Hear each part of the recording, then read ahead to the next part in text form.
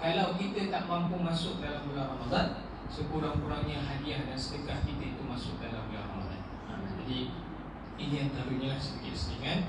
Mudah-mudahan Allah masukkan kita dalam bulan Ramadan dan kita dapat tambah lagi amal ibadah kita kehadrat Allah Subhanahu wa taala. Baik, seperti biasa kita mulakan dengan zikir. Mudah-mudahan Allah beri rasa tenang dalam hati kita semua, insya-Allah. Sama-sama tuan-tuan dan puan-puan yang dirahmati Allah.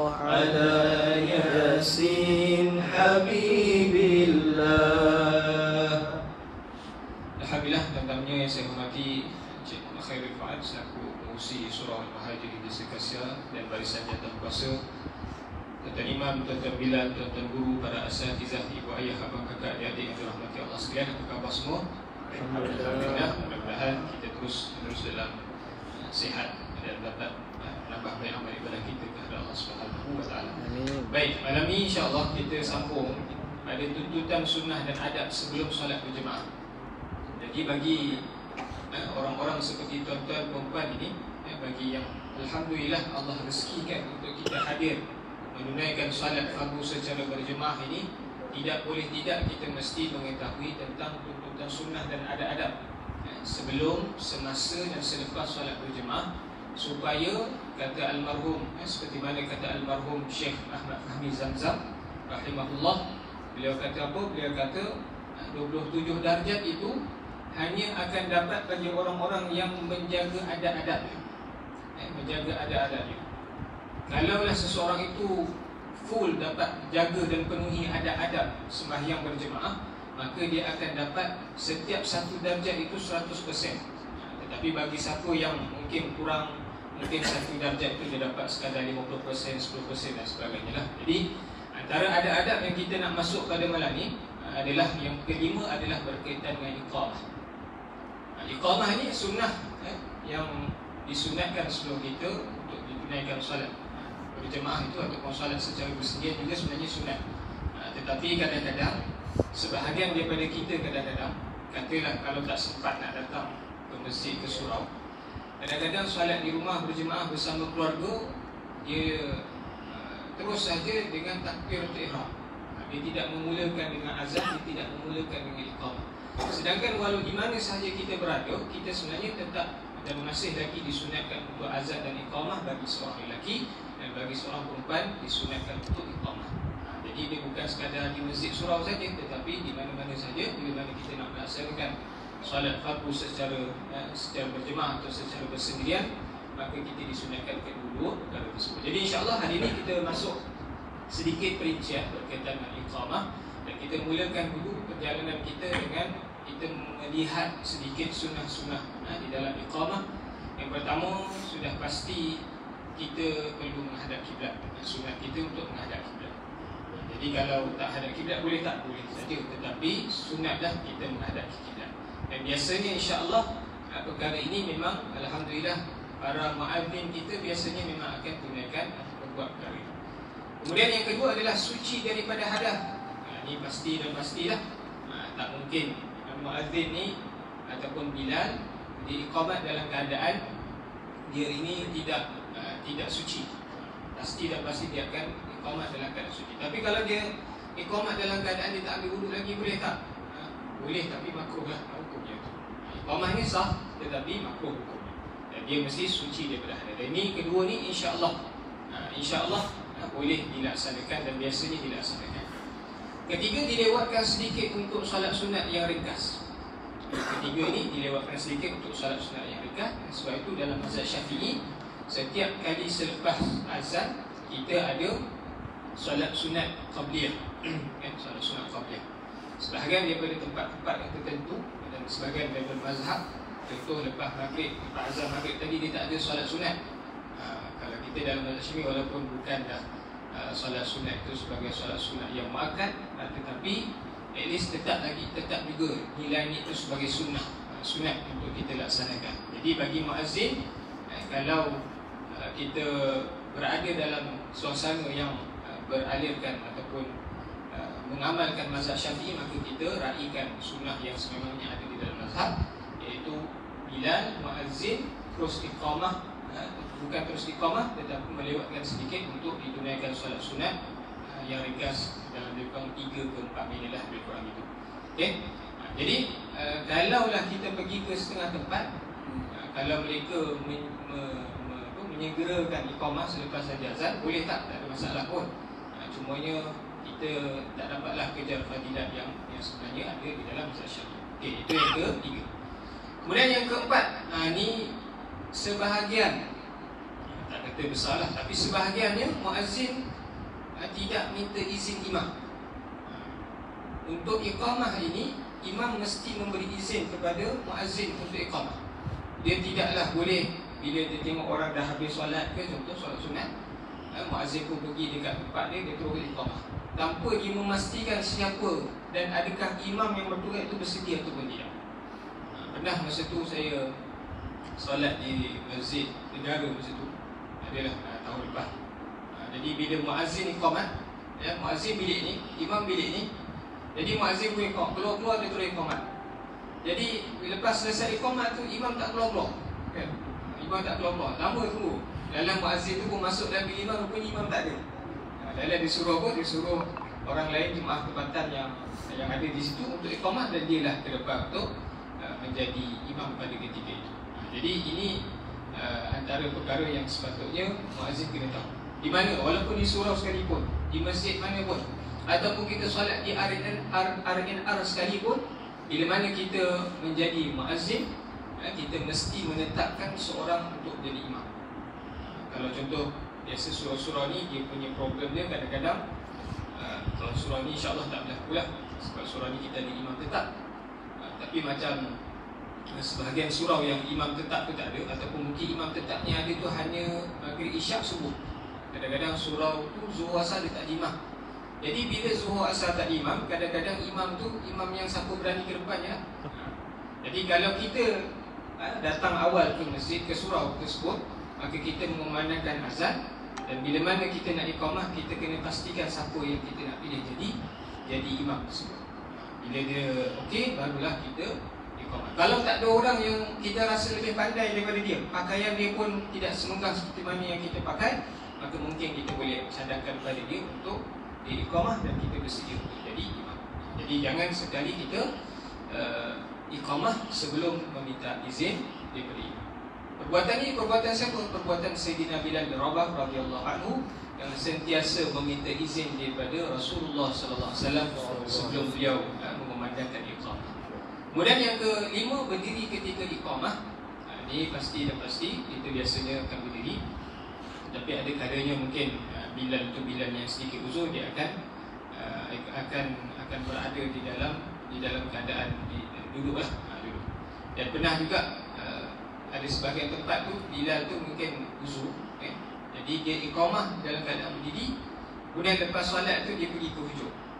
Boleh tak? Boleh, dia tak ada masalah. Semuanya kalau seelok-eloknya biarlah orang yang memimpin imam dengan Bilal ni dia berada dalam keadaan sihat walafiat. Sebab kadang-kadang Bilal ni dia mengetahui tentang cara-cara nak menggantikan imam. Sebab tu orang yang di belakang imam ni, saya pernah cerita, dia mesti ada 3 kriteria. Pertama, orang-orang yang mengetahui bagaimana nak menjadi khalifah ketika mana imam batal. Kedua, orang yang boleh menjadi muballigh ketika mana suara imam tenggelam dan sebagainya, tidak didengari. Dan ketiga, seseorang yang berani untuk menjadi munabbih, orang yang membetulkan, yang membenarkan imam ketika mana imam melakukan kesilapan di dalam solat. Jadi Bilal ni biasanya dalam ramai-ramai tu yang pandai, yang berani, yang dah bersama dengan imam lama tu siapa? Mestilah Bilal. Kalau belakang itu orang-orang jemaah tempatan biasa, jadi bila ada berlaku sesuatu kepada imam, ditakuti orang di belakang tu tak tahu nak buat apa. Sebab tu yang belakang ni jangan kita bagi, belakang imam ni pastikan yang belakang-belakang imam ni ditahulah kaedah-kaedah tertentu yang saya sebutkan tadi. Okey. Kemudian yang ke-6, diperlahankan suara. Diperlahankan suara. Kita perlahankan suara sedikit, tidaklah sampai kita menyaringkan suara. Ketika mana pada tahun 2024 nak membuat pemilihan Bilal yang baru di Masjid Putra Nilai ini, maka dibagilah ramai orang yang masuk. Ramailah daripada kalangan adik-adik ataupun ustaz-ustaz yang cuba nak masuk untuk mengumandangkan azan. Jadi dia bagi video.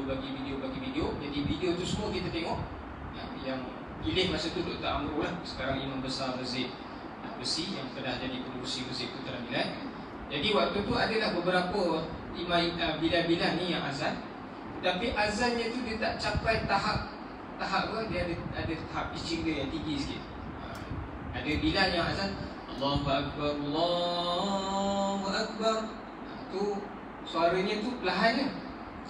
Bilal ni muazzin, bila dia azan dia kena tinggikan sikit tone dia. Dia ada nama dia lah, saya lupa kadar-kadar ketinggian suara tu. Jadi dia kena tinggikan sedikit suara. Tetapi itu bagi azan, tetapi bagi iqamah dia kena perlahankan suara, jangan terlalu tinggi. Sekadar macam yang saya sebut tadi tu, maka dia dah sesuai. Dan yang kemudian dilafazkan dengan hadar dan cepat. Dilafazkan dengan hadar dan cepat, dia bukanlah seperti mana azan. Jadi janganlah ada sebahagian kadang-kadang Bilal ni dia punya iqamah tu dah macam azan lah. Iqamah dia tu dah macam tu, Allahu Akbar, Allahu Akbar. Lepas tu asyhadu an la pun berlengkut-lengkut tu macam azan lah. Sedangkan sunatnya adalah di dalam kitab disebutkan dilafazkan dengan hadar dan juga cepat. Dan yang akhir adalah sunat iqamah yang juga jarang-jarang saya tengok Bilal kita membuat perkara ini adalah menghimpunkan 2 kalimah selain daripada tahlil. Dalam mazhab Syafi'i sunat untuk kita menghimpunkan 2 kalimah. Mana tu? Allahu Akbar, Allahu Akbar, asyhadu an la ilaha illallah, asyhadu anna Muhammadar Rasulullah, hayya 'alas salati, hayya 'alal falah, qad qamatis salatu, qad qamatis salah, Allahu Akbar, Allahu Akbar, la ilaha illallah. Nampak saya ada menghimpunkan di antara 2 kalimah ni. Ramai daripada muazzin dia akan Allahu Akbar, Allahu Akbar, asyhadu an la ilaha illallah, asyhadu anna Muhammadar Rasulullah, hayya 'alas salah, hayya 'alal falah. Boleh tak? Boleh, tak ada masalah. Sah tak iqamah dia? Sah. Tetapi sunat dalam mazhab Syafi'i dia menghimpunkan 2 kalimah selain daripada tahlil. 2 kalimah tu dihimpunkan. Dan himpunan tu dia jangan sampai contoh macam asyhadu an la ilaha illallah tu tidaklah dimasukkan huruf waw tu. Dia terus sambung je. Asyhadu an la ilaha illallah hu asyhadu. Dia bukan huwa asyhadu. antara dia asyhadu anna Muhammadar Rasulullah. Jadi kalau sebahagian biasanya imam ni dia ada kursus imam yang khas, tapi kadang-kadang Bilal ni dia tak ada kursus mazhab Syafi'i yang khas. Sedangkan macam saya sebut dalam bab azan tu pun ada kaedah-kaedah mazhab Syafi'i dia. Kalau mazhab yang lain tu memang yang biasa kita dengar macam azan Masjidil Haram kan, itu dah biasa kita dengar lah. Kalau azan Allahu Akbar, Allahu Akbar, Allahu Akbar, Allahu Akbar. Itu kalau azan mazhab lain. Kalau mazhab Syafi'i yang sebenarnya Allahu Akbar, Allahu Akbar, Allahu Akbar, Allahu Akbar. Itu contoh azan mazhab Syafi'i. Jadi kalau nak tengok kitab-kitab Arab ni, mungkin bagi orang-orang awam ni ataupun muazzin surau, masjid-masjid yang bukan belajar kitab-kitab Arab ni, mungkin dia jarang mengetahui tentang ni. Sebab tu saya bawa malam ni kitab ni. Kitab ni kitab Telaga Biru, Hukum Hakam Azan dan Iqamah menurut ulama mazhab Syafi'i. Jadi bagi para muazzin, para Bilal, kalau bolehlah tengok kitab ni supaya ada sedikit beberapa perkara tentang mazhab Syafi'i yang kita tahu. Kadang-kadang contohnya macam ada dalam azan dia ada tasrifnya, dalam azan dia adalah beberapa perkara itu. Dan bila mana nak iqamah, kadang-kadang nak iqamah ni Bilal dia terus buat apa? Soft, baru dah qomat. Dalam mazhab Syafi'i ucapan soft tu tak ada tu. Dalam mazhab Syafi'i yang mengingatkan untuk soft adalah imam tu sendiri. Nanti waktu nak balik ke belakang, nanti kita akan masuk bab perapian soft. Jadi kalau seseorang itu, bila mana kami belajar dengan Ustaz Khairul Hussein ni dan beberapa asatizah yang lain, pernah masa itu kita daurah kitab Muqaddimah Hadramiyah dan sebagainya. Jadi syekh-syekh yang selalu tekankan kalau sebut soft tu dia tahu dah dia terikut mazhab lain. Mazhab lain memang ada. Bilal lah yang mengingatkan untuk ini soft, maka disebut soft. Ada sebahagian mazhab lain tapi saya tak pasti mazhab mana. Cumanya mazhab Syafi'i dia tidak ada ucapan soft itu.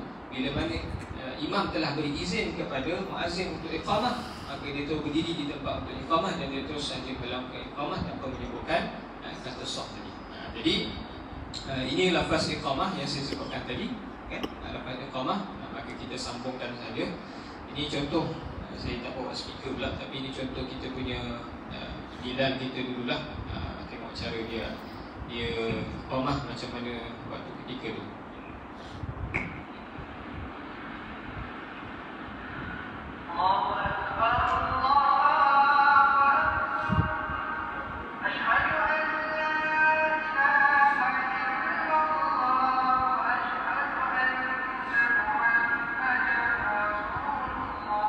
Okay, dalam tu dia tertambah wa.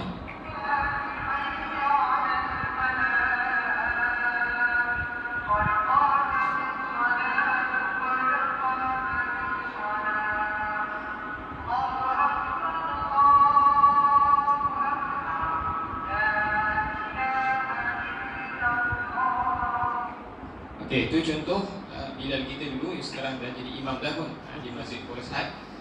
Bagaimana beliau iqamah. Jadi beliau ni juga merupakan salah seorang juga daripada anak murid Ustaz Khairul Hussein ketika mana kami sama-sama belajar di Johor lah satu ketika dulu.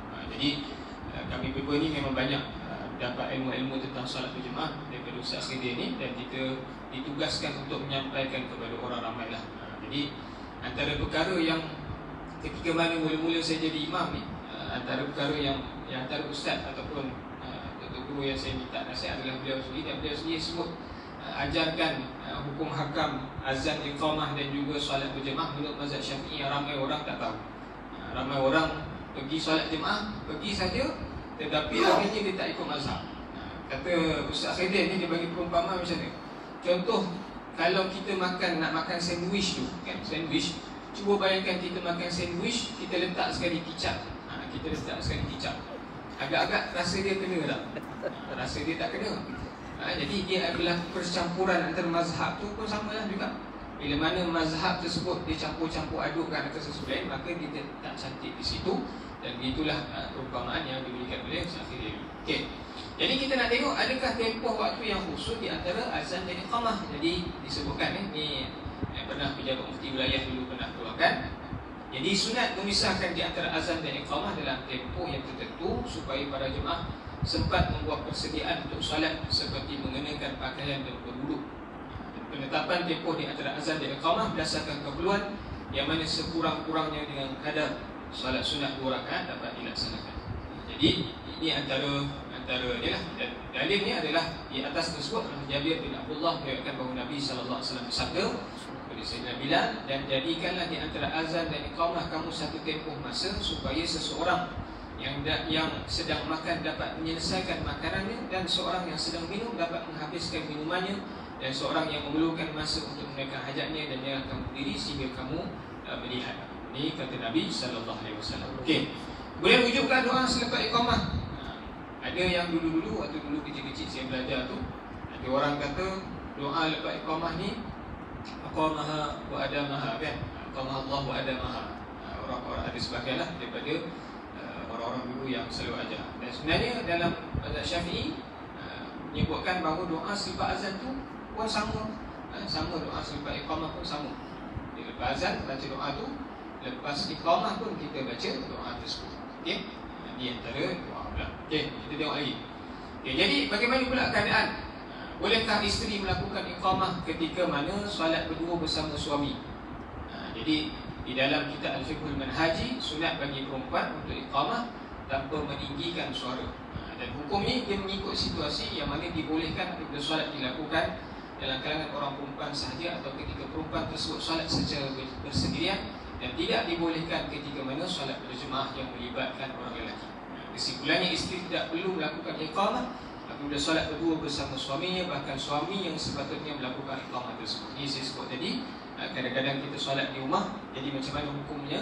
Jadi suami itu sendirilah, kalau kita berdua, suami itu sendirilah yang menunaikan iqamah ketika mana berdua dengan isteri. Dan saya nak melihatkan di situ, di dalam poster itu adalah tunjuk bagaimana kedudukan lelaki dan seorang lelaki dan seorang perempuan. Itulah kedudukannya. Perempuan betul-betul berada sedang di bahagian lelaki itu. Nanti kita akan masuk ke bab perapian sah. Kita akan tunjuk satu-satu macam mana kaedah penyusunan sah. Sebab ramai lagi yang masih tidak faham tentang kaedah sah dalam mazhab Syafi'i.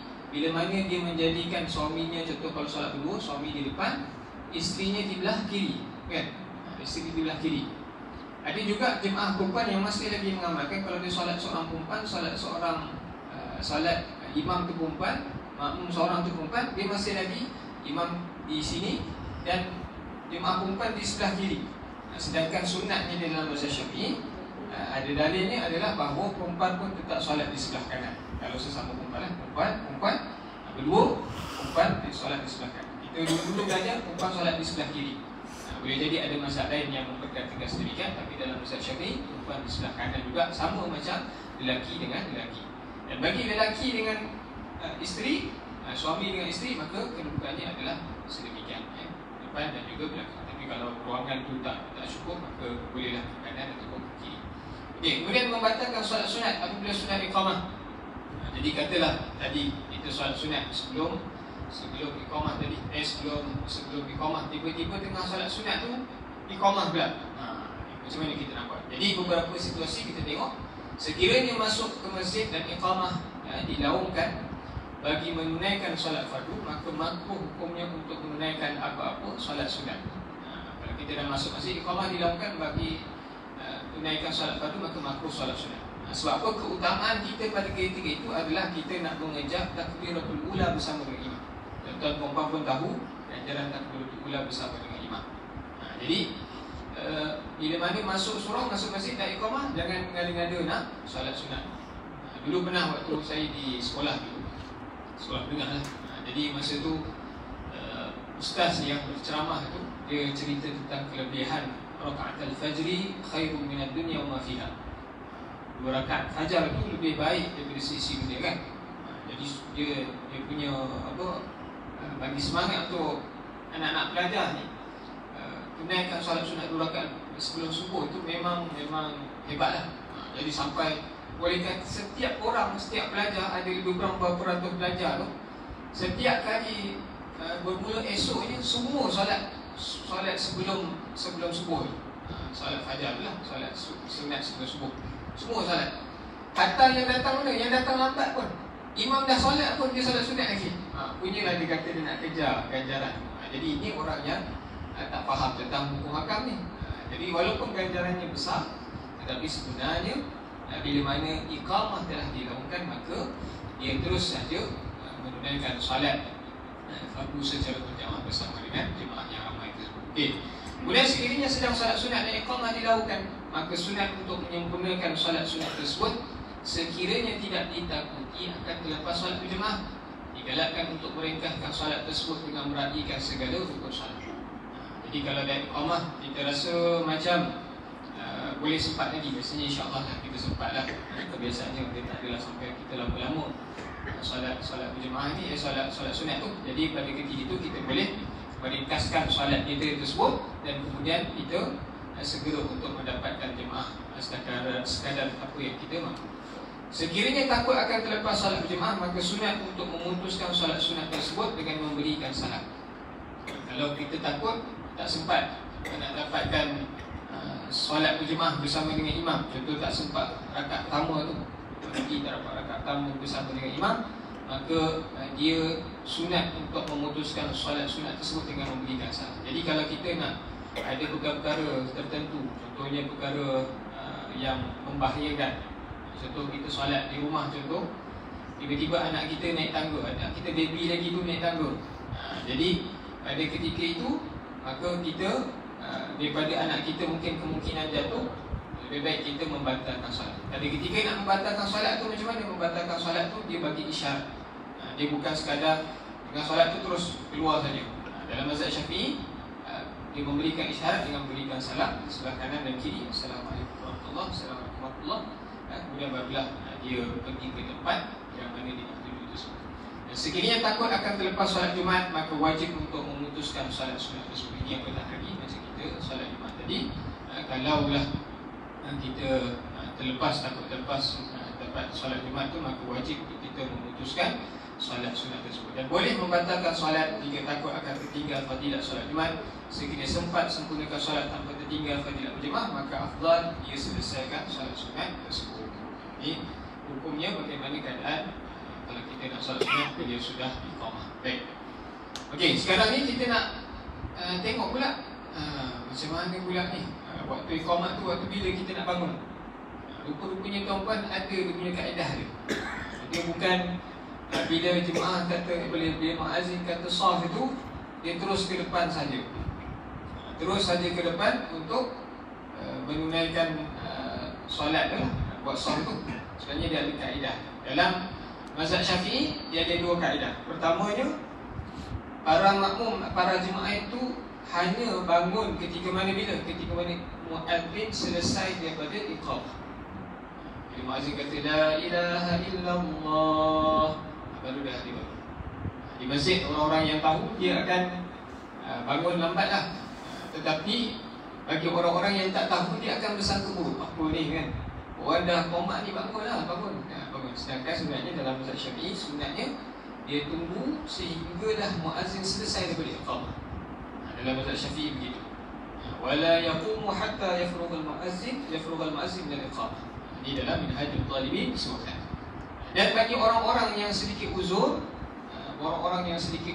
maka dibolehkan untuk mereka-mereka ini bangkit ketika mana-mana, ketika mana Bilal mengucapkan kata-kata qad qamatis solat. Bila sebut qad qamatis solat, baru dia bolehlah dibuat perkara tersebut, kerana inilah yang diamalkan oleh Sayyidina Anas bin Malik radhiyallahu anhu ketika mana beliau uzur. Satu ketika dululah, ketika mana beliau uzur meninggal dunia, jadi beliau buat sedemikian.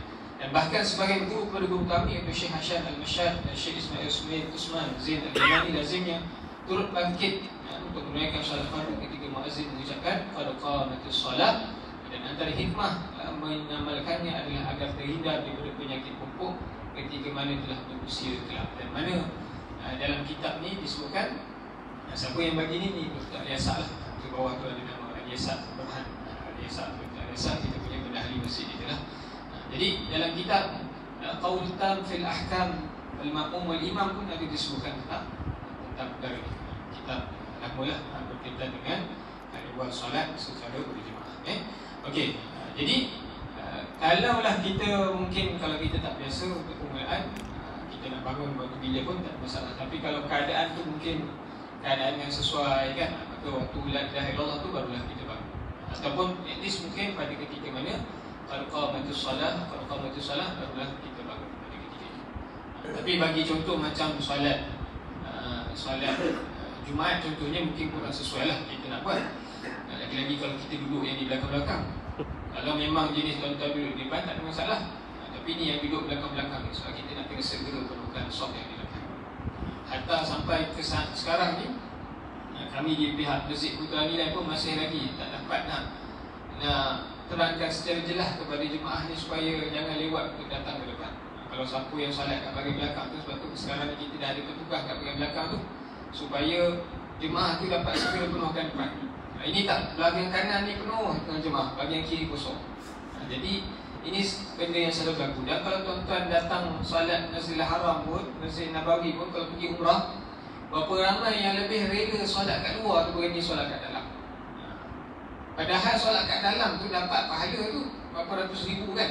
Kita dah tahu tentang ganjaran tersebut.